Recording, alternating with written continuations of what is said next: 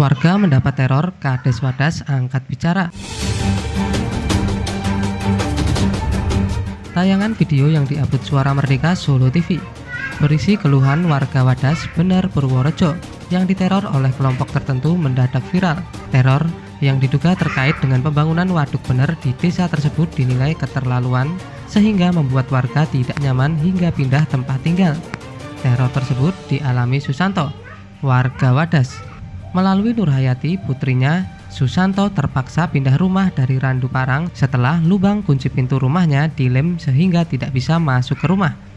Warga Wadas lainnya yaitu Sabar menerima teror yang berbeda. Sepeda motor barunya dimasuki garam dan pasir sehingga rusak parah. Terkait teror yang dialami warga itu, Fakhri selaku Kades Wadas menyayangkan kejadian tersebut. Menurutnya, warga yang menerima teror tidak lain warga yang pro pembangunan proyek strategis nasional atau PSN Waduk Bener. Teror tersebut terjadi sejak setahun lalu. Padahal, menurut Fakhri, mayoritas warga Wadas sudah setuju dan siap melepaskan lahan untuk pembangunan waduk.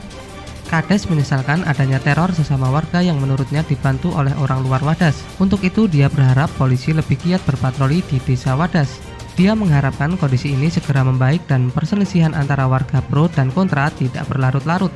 Untuk itu, dia berharap pihak luar tidak memperkeruh situasi di Wadas. Menanggapi kejadian desa Wadas itu, Kapolda Jawa Tengah Irjen Pol Ahmad Lutfi melalui Kabid Humas Kombes Pol M. Iqbal Al-Qudusi berharap konflik warga bisa segera selesai sehingga pembangunan di desa setempat dapat berjalan lancar. Menurut Kombes Iqbal, orang yang menghalangi petugas kepolisian yang secara sah menjalankan tugas bisa dikenakan pasal 212, 216, dan 218 KUHP. Kewenangan Polri dalam bertugas juga tercantum dalam pasal 13 dan 15 Undang-Undang Kepolisian Nomor 2 Tahun 2002. Betul Pak, salah satunya Bapak Susanto di wilayah Randu Parang, Desa Wadas, dia pintu kunci gemboknya itu dikasih lem. Setelah Pak Susanto mau pulang tidak bisa masuk, dia juga ketakutan.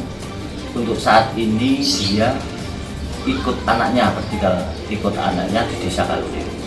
Dan salah satu contoh lagi Bapak Sabar di Dukuh Winong, itu motornya dikasih garam dan pasir. Waktu itu Pak Sabar di pagi hari mau nyinater motornya, ternyata tutup. Oli tersebut jatuh dan ada pasirnya. Dan saya sendiri juga mendapat teror di halaman depan rumah saya. Itu disebar kasih bunga-bunga Pak. Tekanan atau teror sudah berapa lama Pak Kades? 1 tahun yang lalu Pak. Sebenarnya siapa para peneror itu? Para peneror adalah warga desa warga desa Wadas. Tapi waktu ada patroli yang dilaksanakan dari Kapolres maupun dari Polsek Kecamatan Bener, itu dihadang. Itu ada warga yang dari luar desa kami Pak. Untuk pembangunan itu terkait di dalam query itu ada 679 bidang dengan kepemilikan 429 orang itu yang sudah menyetorkan data dan siap untuk diukur 350 bidang Pak. Kalau proyek strategi nasional ini itu terkait dengan mata air itu sebenarnya tidak betul. Jadi mata air itu adanya jauh dari query, itu di sebelah barat sungai, dan itu memang ada mata air banyak tapi jauh dari query dan di sebelah barat. Saya mengucapkan terima kasih kepada Kapolres Purworejo yang telah melaksanakan patroli.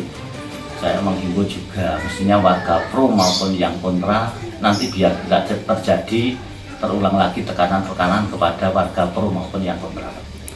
Kalau dihitung dari jumlah warga pro yang kontra itu sama dengan bidangnya 679. Itu kalau dihitung dari jumlah warga pro yang kontra itu sama dengan bidangnya 679. Itu yang sudah setor data komplit terkait dengan apa syarat yang untuk pembebasan tanah itu 350 orang bidang.